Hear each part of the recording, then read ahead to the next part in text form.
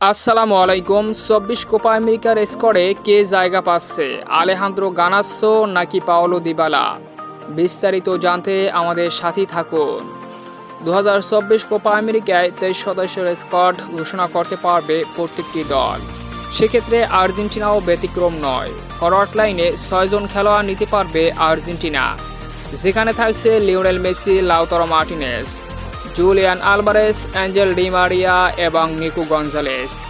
৫টি স্লট এই ৫ জনের জন্য বরাদ্দ, তবে একটি স্লটের জন্য লড়াই করবে আলেহান্দ্রো গানাচ্চো এবং পাওলো দিবালা। আর এই দু সেরা তারকার মধ্যে যে কোনো একজন যাবে কোপা আমেরিকার মূল স্কোরে। তো কে যেতে পারে, পাওলো দিবালা নাকি আলেহান্দ্রো গানাচ্চো? পাওলো দিবালা যদিও সাম্প্রতিক তার ক্লাবের হয়ে দুর্দান্ত পারফরমেন্স করেছে, তবে তার ফিট থাকাটাই তার জন্য বড় চ্যালেঞ্জ।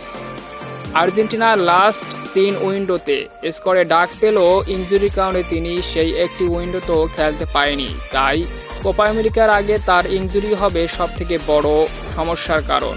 তিনি যদি ইনজুরি কাটিয়ে ফিট থাকতে পারেন তাহলেই কোপা আমেরিকার মঞ্চে যেতে পারবে। অন্যদিকে আলেহান্দ্রো গানাচ্চো ইপিএল এর অন্যতম জায়ান্ট দল ম্যানচেস্টার ইউনাইটেডের অন্যতম নির্ভরশীল খেলোয়াড়। লেফট উইংয়ে দুর্দান্ত পারফরমেন্স করে যাচ্ছে আলেহান্দ্রো গানাচ্চো।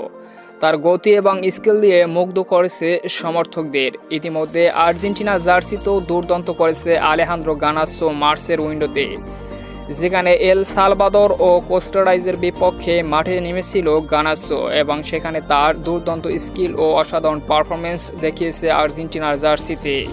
তাই তিনিও যোগ্য দাবিদার কোপা আমেরিকা ২০২৪-এর স্কোরে।